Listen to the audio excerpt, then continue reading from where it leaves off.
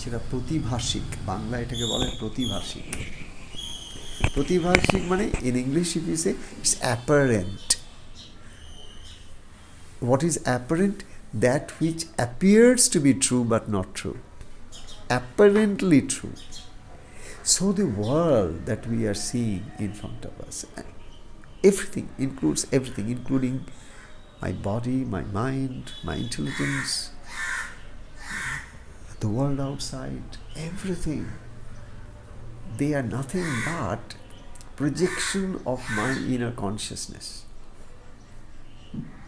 And the instrument of that consciousness to project this world is my mind intelligence and the body. Body, mind, intelligence. These three are working together with what? What is the fueling force by which mind works, body works, the intelligence works?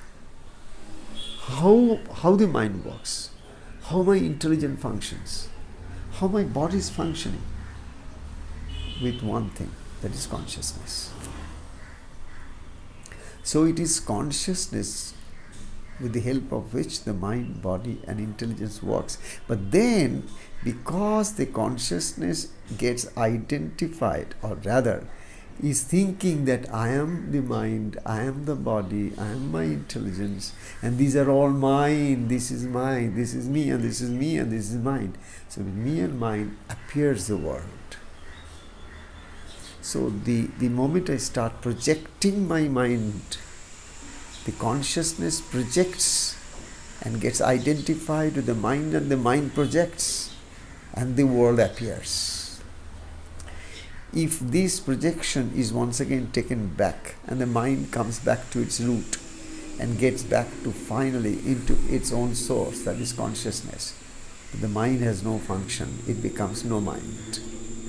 This is the state of samadhi, where the mind is no longer a conscious thing by which it is creating its own contents.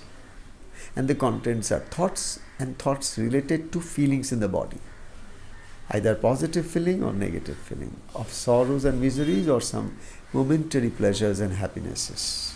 So all of it is nothing but the projection of the mind.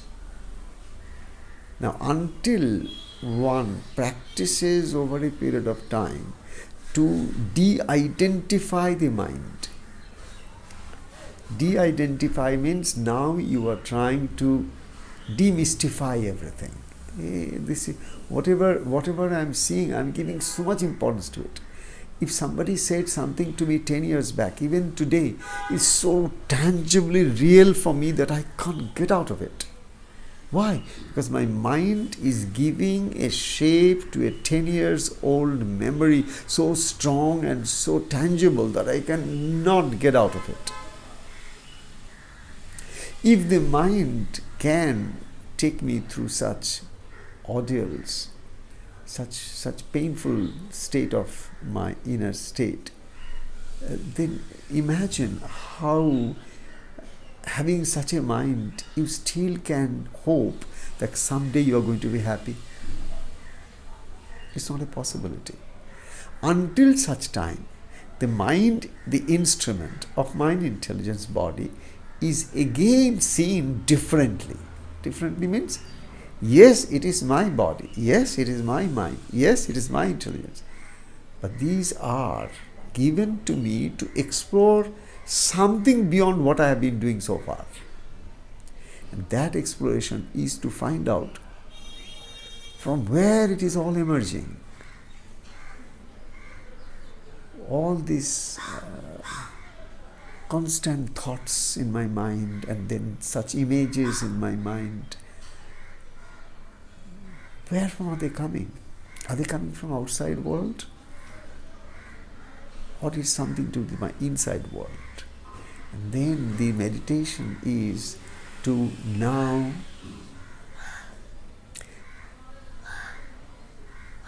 start a journey to get back to the source.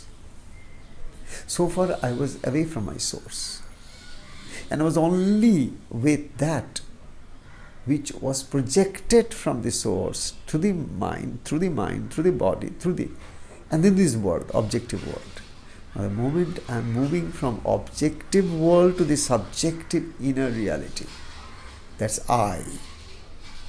Because I find that anything I'm thinking, the primal first thought is I, as an individual.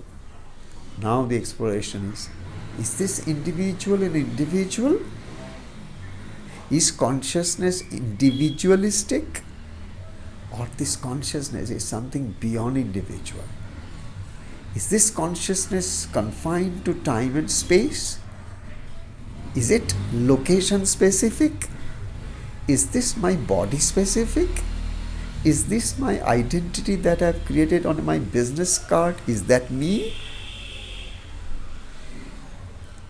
And then you find, no, it's not me.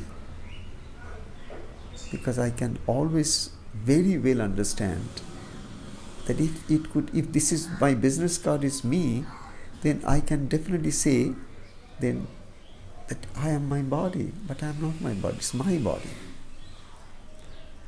So all the verbal words that I am always using round the clock always proves one thing, that I am not my body. But my experience proves that I am my body. This is the influence of Maya. To understand the truth as untruth and to understand the untruth as truth is the play of the illusionary power of the Divine Mother or the universal forces. If I have to retain my individuality, the influence of Maya is a must.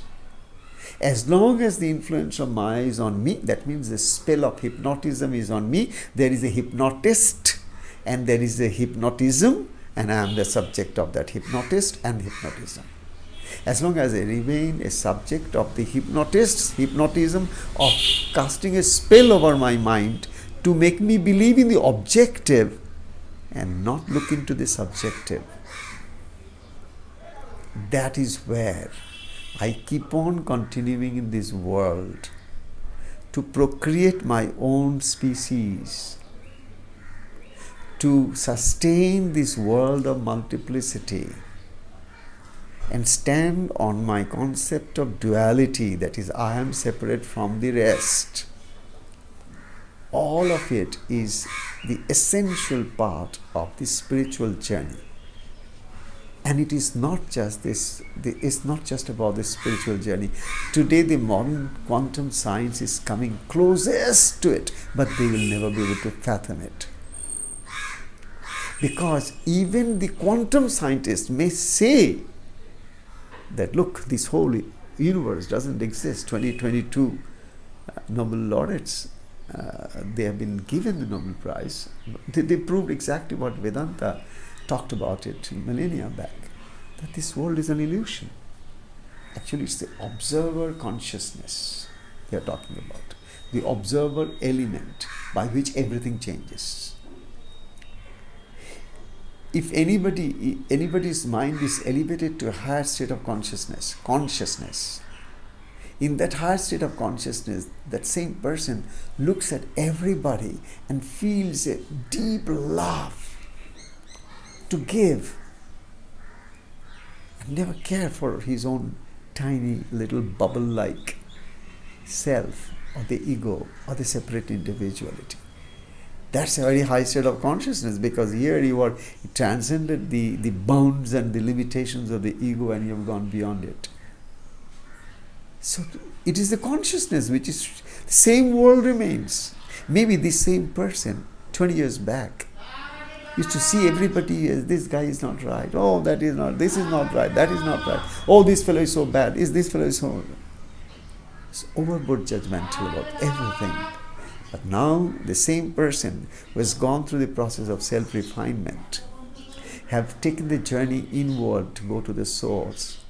Now the more devoted, committed, sustainable that his practice has been, he goes higher and higher into the states of consciousness by the grace of somebody who is teaching, coaching and taking him through that path, or her. And then you reach to the consciousness and you see the same world so different. Then you say, my God, I saw this very world like this, and now this same world is so different. And it doesn't stop there. It was further up. the more you are elevated in your consciousness, more the objective world changes its own colors and shapes and forms and interpretations. This is so unique. That's the reason what the Rishi sees, what was the seers and sages see, is not bound by time and space. And that's the reason when they say something, that wisdom, that intuitive wisdom, is never updatable. Science will keep on updating. Quantum physics will keep on updating their observations. And many more will do, many more researches to come closer and closer to the source.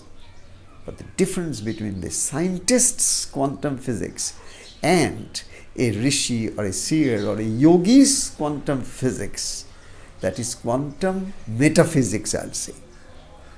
In that metaphysical world, that is beyond the purview of physics. Meta means beyond. In that metaphysical sense, what he will see is that I am the one who has become everything. So a seer becomes what he is seeing. The seer, the seen, and the sage, they become all one. But a scientist will never be able to reach to that point. For a scientist, whatever objective observation on which the mathematics are done and something is proved, it is universally accepted. But the scientist remains separate from his scientific finding. But a seer and a sage and a yogi, through the same scientific research that he does, with his own laboratory of body, mind, intelligence, and consciousness, reaches to a point where he sees, I am everything. It's nothing but me in this universe. Universe is not an illusion. Universe is just an expanded ocean of consciousness. And I'm only a fish in that consciousness ocean. So, everything is manifesting and unmanifesting. Just now things are being created, next moment it is destroyed. This moment a beautiful thing blops up and next moment it disappears. And these are all my brain. I'm enjoying this infinite creativity and distractions. Because this is all illusion, this is all Maya. Nobody is dying, nobody is being born. But for sometimes I'm seeing as if someone is born, as if someone is dead, as if. But it's an apparent reality. It's not a concrete, absolute reality. The concrete, absolute reality is I'm one with the universe. And in that oneness, nothing is unreal. Everything is real there. Because everything is made of the same stuff of consciousness.